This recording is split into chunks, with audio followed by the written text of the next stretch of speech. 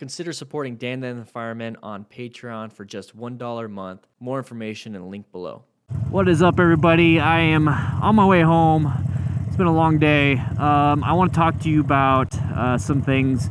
Not some things. I want to talk about one thing, and this is something that I personally have, and I am seeking medical, and I'm going to be seeking psychotherapy help, depending when this video comes out. Today is my Friday motovlog. It's more of like the mental health Friday. We're going to be talking about some things here, and today it's going to be the generalized anxiety disorder. It's something that I have. I have depression, and I have the generalized anxiety disorder, and we're going to find out if I have anything else. But this one, I believe, is truly me. This is something that I've dealt with for years. I'm talking over a decade, and I always thought that it was normal. And it's kind of what I bring to you today. It's just giving you some symptoms and giving you an idea of what I've had to put up with in my own head. And hopefully I strike a chord with some of you guys. If this camera dies, it's because it's low battery right now. But if that's the case, it's not a big deal. We'll just keep this one going because the E4K is so much better with battery consumption. So anyways, generalized anxiety disorder, it's basically just a consistent worry.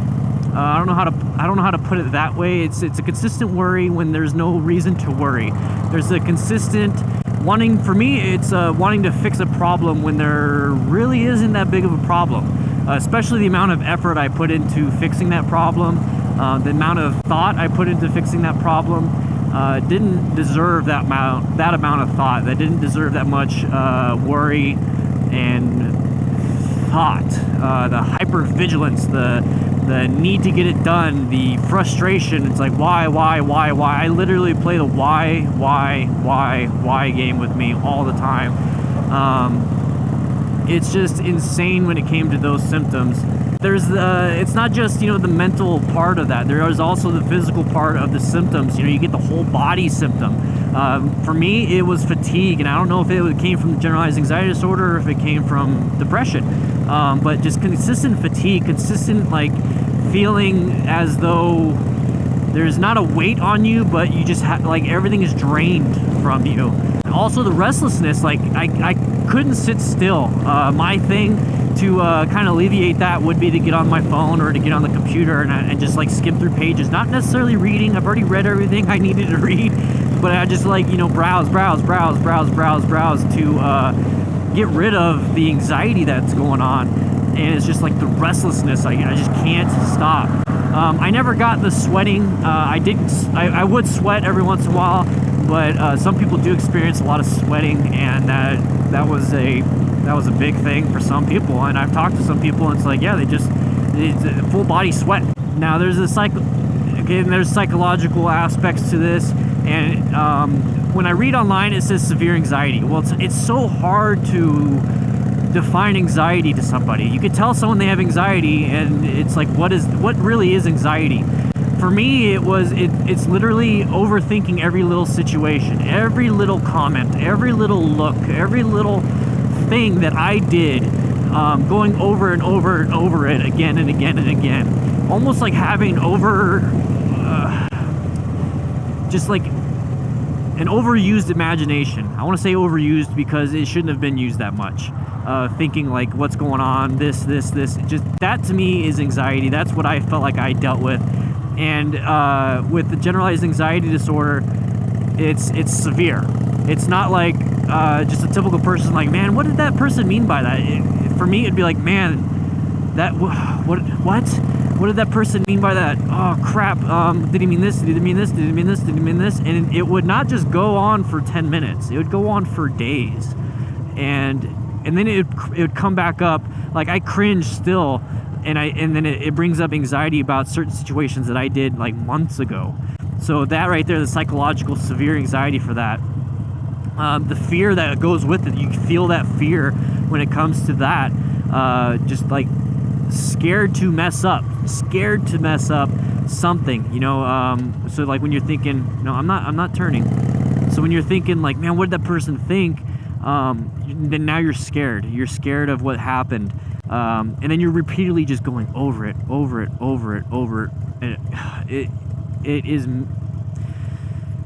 and it sucks. It really does. And you're just constantly going over those thoughts. It's not the typical, should only go over it once or twice and then once I figure it out logically that it's done, it's like I'll figure it out logically, but then I still go over it and over it and over it. Logic really does not apply to anxiety. So that's the severe psychological parts of the anxiety and the fear. Now behaviorally, like I mentioned with the hypervigilance, like just always like, this has to be right, this has to be right, this has to be right, this has to be right, this has to be right, and you know, this, I just saw you do this, it's wrong, this is that was for me. And now it helped me out when it came to getting stuff done, but when it comes to interpersonal relationships, it caused a lot of problems, and that also coincides with being irritable. Like it would cause me the anxiety, just always being worried, always being like worried about what someone else said, or just like the constant fear. It made me irritable towards other people. So the behavioral issue with that was the interpersonal problems I was having with my spouse, having with my family members, having with coworkers. That was an issue for me, and a lot of times I just stayed quiet to avoid that situation. Just stay quiet and leave them alone, and hopefully they left me alone. And that always went back to having to go back to my safe space, which is my phone, which is the computer or whatever, or just go into my room and just like live in my head with the anxiety. So that is something that I felt. So the cognitive, the thing that goes on inside your brain to where you kind of function, I had a lack of concentration. Definitely had some unwanted thoughts, just like always thinking bad things. Which would definitely weigh on you, and it weighed on me a lot, is that just constantly thinking bad, like negative, and it caused me to be irritable. It was like this cycle of anxiety, cycle of behavioral, and then the lack of concentration, like I would not want to do work. I would want to just stop. Like I don't want to think. For me, I have to like write a list out. I have to write lists.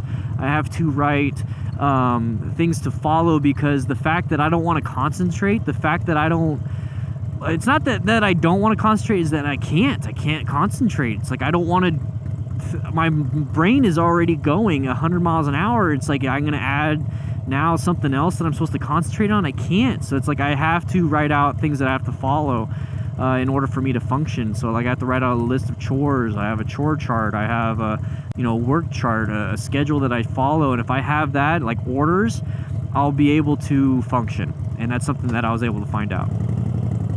So other things that are common is emotional distress, excessive worry, difficulty falling asleep. That is a big one for me. I have, unless I'm like super exhausted from work, or I'm just super, and I think the reason I do fall asleep sometimes really quick is because there's just been so many nights where I couldn't, so I'm sleep deprived and I finally just crash. But getting to go to sleep has always been tough for me. I've never had headaches or nausea with it. The palpitations in my chest, I always assumed that was part of a panic disorder that I had, but it could have been just the generalized anxiety disorder. And the heart palpitations is where you actually feel your heart in your chest.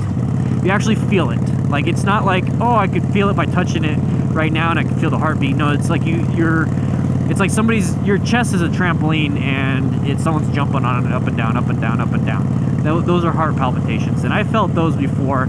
Or trembling. Trembling has when I'm being tested, like let's say like for an oral board interview, or if it's just like an overall high stress environment. I remember during the academy I was being questioned, we're all being questioned, and I had to stand at attention with everybody else. And this happened, this truly happened. This is probably the last time I felt it. But we're being questioned on just random things, and the training chief at the time, he asked me a certain question, or like before he was asking me a question, I'm like waiting for my turn. My knees and my lower back was like trembling and spasming, but my knees and my quads were like literally like spasming and trembling. It was insane. It's like I couldn't sit still, and then it started bringing more anxiety, and it's like my body couldn't stop. So, and I couldn't control it, and I was like, man, that's not normal. That's not normal. But I always thought that was normal for me, because I've always had to deal with that. So that's just when I start seeing these symptoms, when I start talking to people, when I start talking to the doctor, and they're like, yeah, that's not normal. It's like, well, that's been my normal this whole time. So what do I do?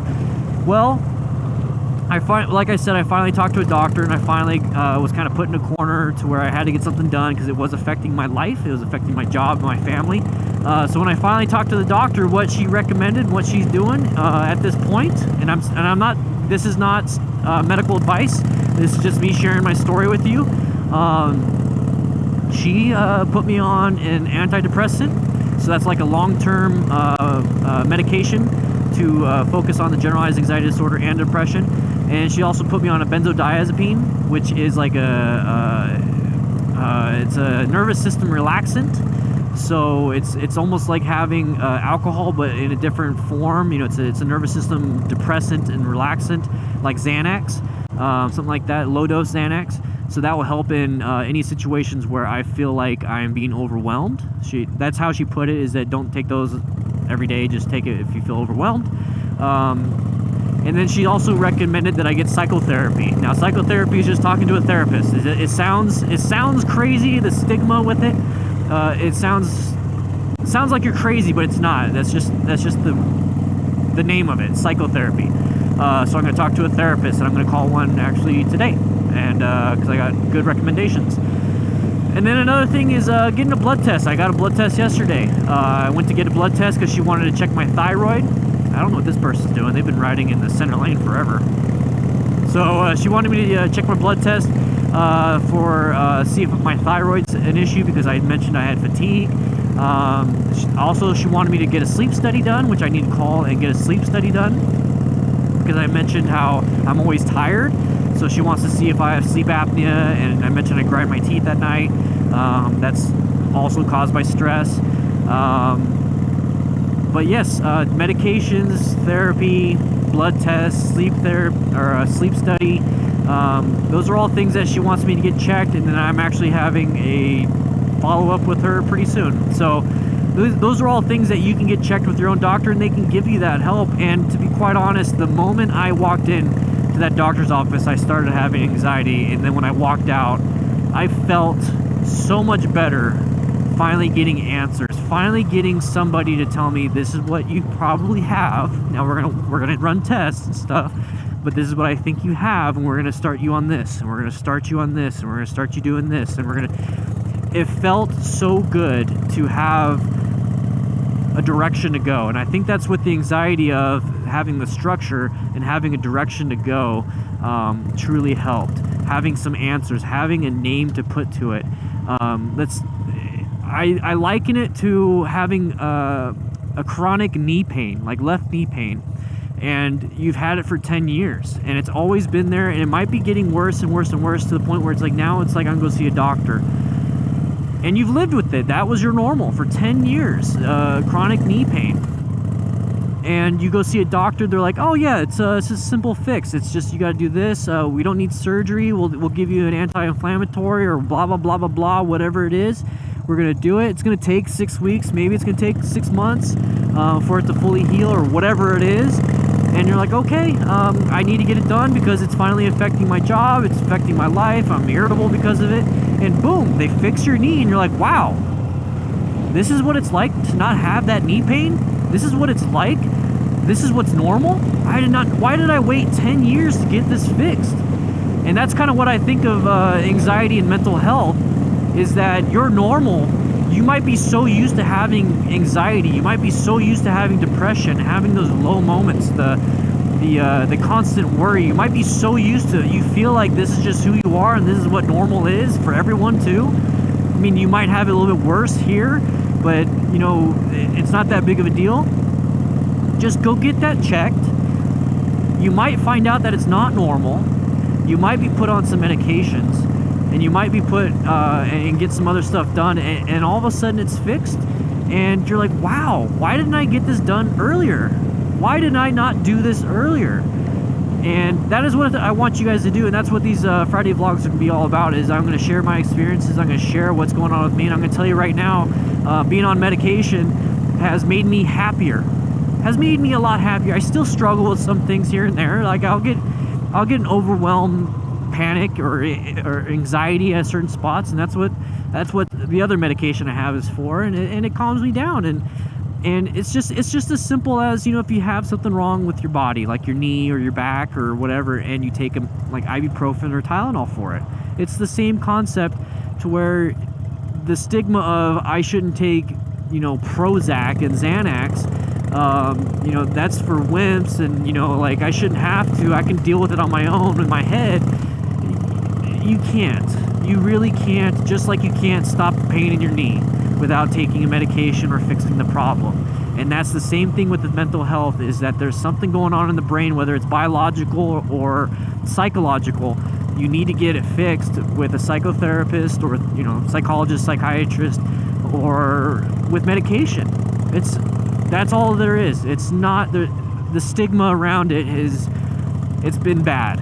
It's been bad, and I want to be able to change it, and hopefully I help some of you guys, and if I did, awesome. I hope I did. But guys, that's the generalized anxiety disorder that I kind of have to deal with, and I know I'm missing a bunch of stuff on it because I'm also trying to focus on writing. So when I do have time, I do discuss a lot of stuff more in depth, more of like my daily day-to-day stuff at my Discord channel, or on my Discord channel. So please click the link in the description to the Discord channel.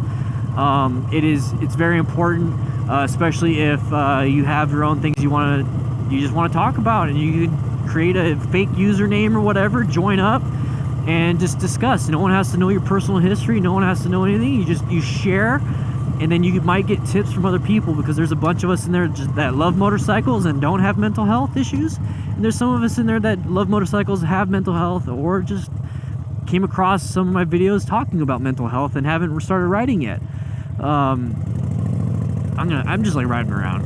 This is motorcycle therapy 101 right here. Talking to a camera, talking to you guys. Anyways, a little bit of ramble on, a long vlog, a long mental health Fridays, but I plan on doing some more things in the future. I want to work with the Movember Foundation. I want to do some more Distinguished Gentleman's Ride. And if you guys want to reach out to me, like I said, in the Discord channel, it's so much easier to reach out to me there. If you're struggling with something, personal message me, and I'll try to get you as fast as I can, and I'll talk to you. I've already talked to some of you guys that have reached out to me, and I appreciate you feeling confident enough to do that. So thank you guys for being there, being so awesome. With that said, I hope you guys ride safe, be safe, and please, if you feel anything, go see a doctor. Just make an appointment. Once you make that appointment, you'll feel better. All right. I'll see you guys later.